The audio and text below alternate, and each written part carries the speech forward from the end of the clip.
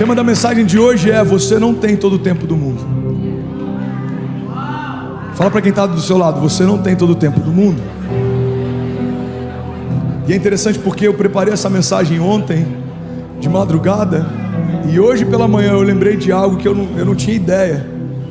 Hoje faz 28 anos que o Brasil perdeu um dos seus maiores heróis nacionais. 28 anos atrás, o Brasil se despedia de Ayrton Senna. E todo mundo lembra o que estava fazendo quando recebeu a notícia. Todo mundo lembra onde estava quando recebeu aquela notícia. A perda de Ayrton Senna, para muitos de nós, foi algo difícil da gente assimilar e acreditar que aquilo realmente estava acontecendo. Tinha muita gente que ainda acreditava que havia uma nova notícia, ou algo novo, ou ele se recuperou, ou algo aconteceu. Mas a grande verdade é que quando ele entrou naquele cockpit, ele não tinha ideia que era a última vez que ele pilotaria um carro de Fórmula 1. Eu lembro que eu preguei algo no dia em que a Marília Mendonça, ela faleceu, e o tema da mensagem era: a vida é um sopro. E a reflexão que eu trouxe para a igreja que eu pastoreio é que se ela soubesse que o show da noite anterior era o último show, como ela teria cantado e como as pessoas que amavam a música dela teriam cantado junto com ela. Ela fez um stories antes de entrar no avião, comendo uma comida horrível, e ela brincando: gente, eu queria estar comendo comida mineira, olha o que eu estou comendo. Se ela soubesse que aquela era a última refeição, qual seria a refeição que ela teria feito? Se pessoas da produção que se despediram entre um show e outro soubessem que era o último abraço, como talvez eles teriam abraçado? A grande verdade, irmão, é que a gente não consegue viver nesse nível de intensidade sempre, porque seria perigoso de ficar até melancólico. Mas a gente precisa, em alguns momentos, parar para pensar qual é o nível de consciência que a gente tem da finitude da nossa história e como a gente está encarando palavras de vida eterna que Deus tem para nós. Se a gente entende que elas estão sendo geradas nesse tempo curto, mas elas vão ecoar para sempre. Se eu tenho mais 20 anos, eu tenho 20 anos para construir algo com Deus que vai falar na eternidade para sempre. Olha que loucura, irmão. Conseguimos entender a lógica de uma previdência privada. No Brasil, alguns de nós de uma previdência social. Se eu trabalhar a vida inteira, 50 anos, quando eu estiver no final do meu tônus, da minha juventude, eu vou poder usufruir de alguma coisa que o governo vai me dar.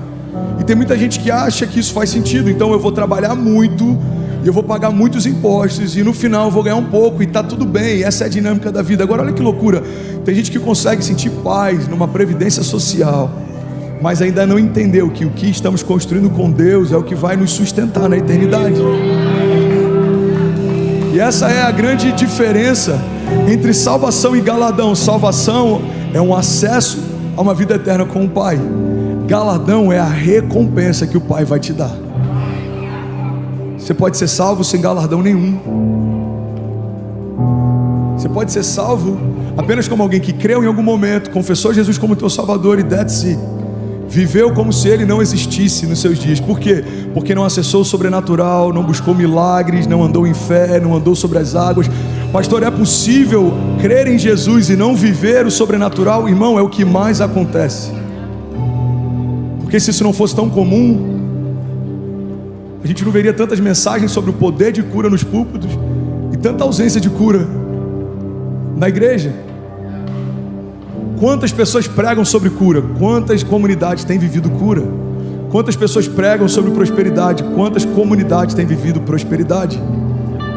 É possível, irmão, aceitar a Jesus e não caminhar e construir algo com Ele. É possível ser salvo em Jesus, mas não governar com Ele. É possível. E o que eu quero compartilhar com você nessa manhã é algo que é o senso de urgência que me move, é o senso de urgência que faz com que eu faça o que eu faço, do jeito que eu faço, na intensidade que eu faço, porque eu não sei até quando eu vou poder fazer. Eu sei que para alguns esse assunto incomoda. Pastor, você não fala demais disso, irmão. Eu estou falando enquanto eu posso. Em algum momento eu vou parar de falar e alguém vai se lembrar do que eu falava. Uau, parece que ele sabia que era o último ano dele. Cara, que loucura, parece que ele sabia que era a última cruzada, parece que ele sabia que era a última mensagem. Irmão, isso nada mais é do que humildade. Humildade, você entender que o Criador tem controle sobre a tua vida, entende qual é o final da tua história, mas você não foi dado o direito de saber. Então, porque eu não sei quando é o último dia, eu preciso ser intencional na construção da minha história com Deus, como se cada dia fosse. Um dia a gente acerta. Um dia a gente acerta. Irmão, olha para mim. Por que eu estou falando sobre isso? Porque tem uma geração de espectadores enchendo igrejas, mais uma pequena porção de filhos construindo algo com Deus. Estar numa igreja não te torna alguém pleno em Deus. Comer McDonald's todo dia não vai te tornar o Ronald McDonald. Comprar uma ação da Apple não te torna sócio dela. Teve um cara esses dias que ele comprou uma ação, não lembro de qual que foi a rede de lojas, não sei se foi a Magazine Luiza. Ele comprou uma ação, chegou lá e falou: eu quero esse fogão, essa geladeira, esse micro-ondas. Falou: se eu vou pagar como? Não, eu sou sócio, separe que eu estou levando. Não, uma ação não te faz dono de nada. Não, sentar numa igreja não te faz alguém que governa com Jesus. Não, dormir na garagem não te torna um carro.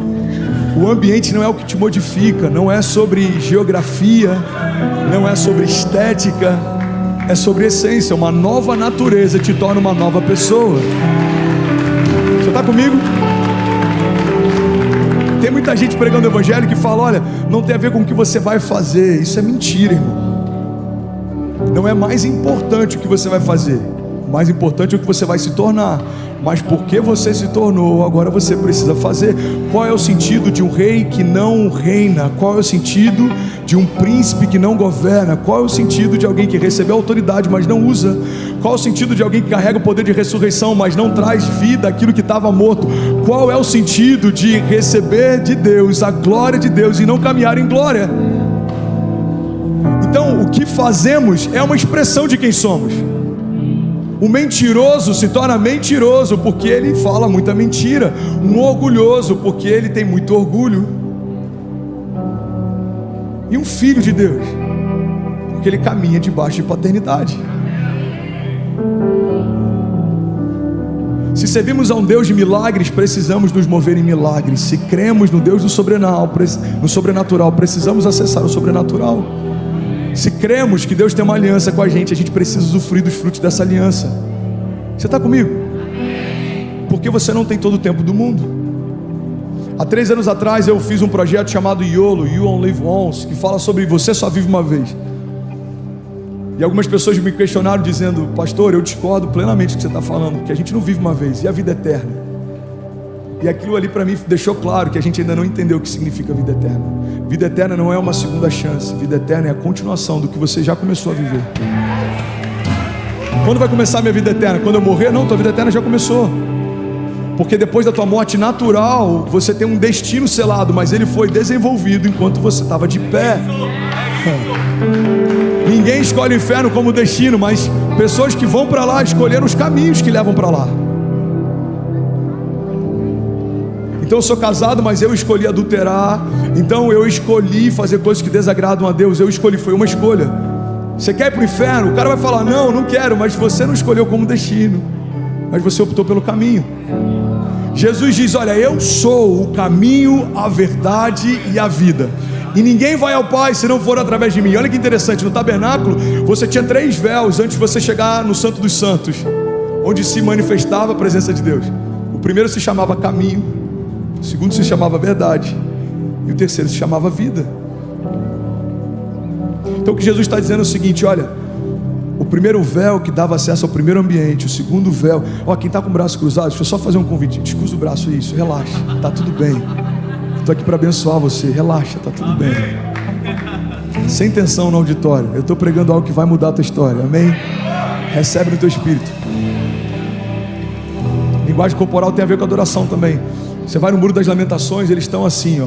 Eu fui lá, eu estive lá, é incrível. Por que eles fazem isso? Para que cada célula do meu corpo se movimente em adoração a Deus. Para que cada parte do meu corpo entenda que eu estou num ato de prostração e adoração a Deus. Então, irmão, olha para mim. O que eu estava falando? Antes do parente do braço cruzado? Boa, obrigado.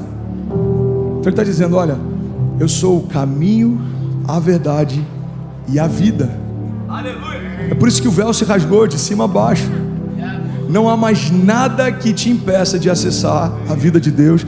Não há mais nada que te impeça de se tornar um com o Pai. Não há mais nada que te impeça de acessar a santidade e a glória de Deus. Então Jesus está dizendo: eu sou o caminho que leva até lá. Eu sou o caminho que leva até lá. Então quando você escolhe o caminho, você selou o destino. Você escolheu Jesus, o céu é o teu destino. Existem caminhos que parecem bons para nós, a palavra diz, mas são caminhos de morte. Nem toda porta aberta é uma porta dos céus. Nem todo conselho que parece bom é um conselho de Deus. Nem toda boa ideia é uma ideia de Deus. Nem todo bom projeto é um projeto de Deus. Sabe por quê, irmão? O maior fracasso que você pode ter é ter sucesso em algo que Deus não aprova. Então você pode ser um sucesso no teu negócio e ainda assim se sentir vazio. Por quê? Porque o teu propósito está te lembrando, não foi para isso que eu te formei. Você pode ser maduro nos negócios e ser um menino na fé. Olha que loucura, irmão. Tem homens que são homens de Deus, maduros na fé, e talvez são meninos nos negócios. A pergunta é, e daqui a 30 anos, quando os negócios não fizerem mais sentido, o que vai continuar ecoando? E quando o dinheiro não puder comprar mais nada, o que vai chancelar você? A patente que a gente carrega em terra é temporária. As crises que a gente enfrenta em terra são passageiras.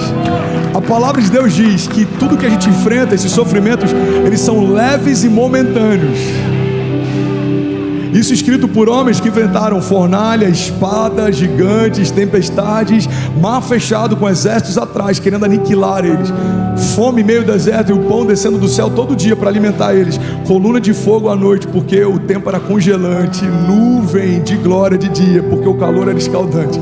Esses homens estão dizendo que esses desafios leves e momentâneos estão acrescentando para nós uma glória eterna que pesa mais do que todos eles. Irmão, olha para mim, você sabe por que às vezes gera apatia em parte da igreja ouvir uma mensagem sobre a eternidade? Porque a gente se esqueceu de falar do céu. Tem pessoas que podem ficar 2 anos numa igreja sem ouvir sobre a eternidade, porque tem tanta estratégia e coach e coisas misturadas com a palavra, que tem muita gente que ainda não entendeu que a palavra fala a respeito de eternidade, porque a palavra pariu a eternidade. João diz que no princípio ele era o verbo, e o verbo estava com Deus, e o verbo era Deus, e todas as coisas foram feitas por meio dele. Sem ele nada do que foi feito se fez. A palavra que sustenta a criação é a mesma palavra que gerou a criação. Olha a promessa que Deus faz. Ele diz, todas as coisas podem passar, mas as minhas palavras não passarão, diz o Senhor. Você está comigo? Uau, 21 nações conectadas. Uruguai e Malásia acabaram de conectar. Nós somos 5.200 famílias conectadas. Cabo Verde conectado. Jesus. Então você percebe, irmão? Está fazendo sentido para alguém? Eu quero incendiar você, mas eu sinto de fluir de uma forma quase que didática antes da gente entrar nesse ponto. Uma conversa com os pastores ontem me trouxe para esse lugar. Eu falei, eu preciso falar sobre isso. E a pergunta que eu fiz para eles é a pergunta que eu quero fazer para você. Você acredita de verdade que você tem todo o tempo do mundo? Porque se você não acredita que tem todo o tempo do mundo, me explica o porquê da velocidade, da intensidade que você está se dedicando com o teu chamado. Alguém que tem 40 anos, 50 anos, 30 anos, 20 anos, e ainda não começou a se mover com pressa, eu coloco entre aspas, para construir com Deus aquilo que Deus disse que quer construir com você, é alguém que acredita, no final das contas, que tem todo o tempo do mundo. Porque se você entendesse que talvez você só tenha mais 5, ou 10, ou 50, ou 60, ainda é pouco para viver tudo que Deus quer fazer com você. É pouco. Se Deus falasse, você ainda tem 50, uau, 50, eu preciso correr.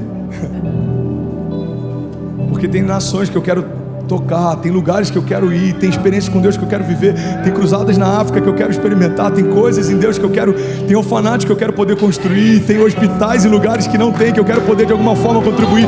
Eu quero construir uma história que ecoe na eternidade, porque quando tudo isso passar, são essas coisas que vão falar por mim, sabe? Os céus, eles se movem através de hierarquia e patente também.